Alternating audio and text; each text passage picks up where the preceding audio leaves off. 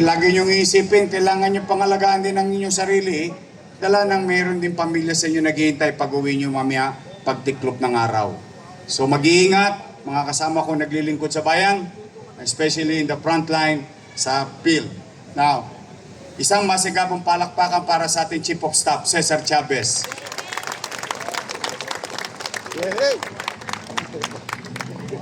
Nanalo po siya sa award giving body ng UP.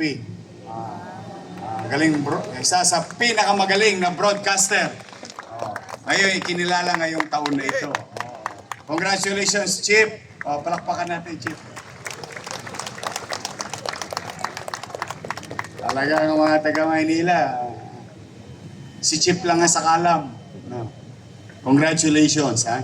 And to John Leno and to the Manila Youth Bureau, John, congratulations for a successful first ever, I think it's biggest, in Manila. The Manila Summer Pride na naganap noong isang araw. Thank you very much sa DTCAM, Manila Youth Bureau, sa pamumuno ni JD at 10 ng kanyang mga kasama. At siyempre yung Bexi ng Maynila, congratulations sa inyong lahat. To Yan, Councilor Yan Ibay, congratulations sa Sangguniang Panglungsod. At would like to send a message to the parents, proud parents and family of members of the LGBTQIA community that here in Manila, you have a safe place for you. Sa Maynila, panatag kayo. Huwag kayong mag-alala. Kokonyatan ko yung mga nambubuli sa inyo. May pakasama pang pitik sa tenga yan. Sa Maynila, tayo lahat pantay-pantay. Your preference, your personal things is with you. You alone.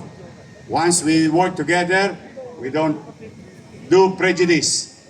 You can excel from your field of undertakings. You were hired, you were part of the Manila City Government Organization because you have value. Your skill set is being valued by the city government to be of service to our people. Tingnan mo si Jess. Jess, musta na? Linggo-linggo na lang ako nag-abang kung may nobya ka na. May nag-text ka. Hindi nag-reply. Nag-ghosting ka. Ayun ba yung tawag ng mga kabataan ngayon? Ghosting? Ghosting. Nako. Kaunting tiis lang, Jess. Huwag kang mag-alala. Nung high school ako, Jess, I'm telling you, marami ako, may mga kaklase ako rito, may mga kababata ako. They can attest to it. Nung high school ako, busted ako lagi. Imagine mo yun.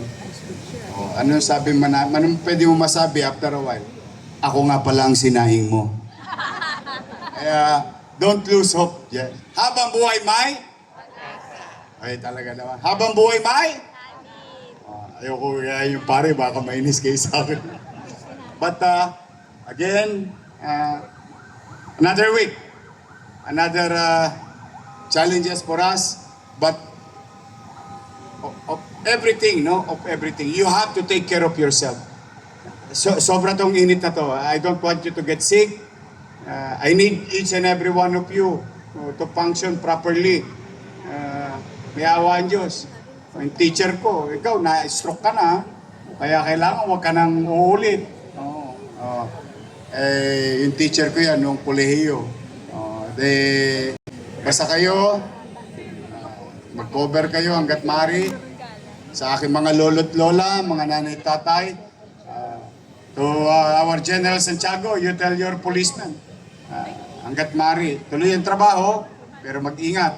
DPS, Kenneth, yung mga ataps mo. Si Dennis Biay. Yan yung mga nasa frontline natin. Si Andres. Yung mga nasa frontline natin. Basta hindi. Ito, it's a serious, really serious thing. You have to consider this. Itong paalala ko na ito. Drink a lot of water. Cover as much as you can. Huwag kayong maglala. Ilang araw na lang, darating naman na ang Agua de Mayo. Lalamig din ang panahon. Muli, isang magandang umaga na naman. Mainit. At yung init ng panahon, siyang pag-initin din natin at pag-alabin din natin ang ating mga sarili, damdamin at kaisipan na paglingkuran ang ating mga kababayan sa lungsod at mga taong dumadako sa lungsod ng Maynila. Isang linggo na namang hamon para sa atin na maging epektibo.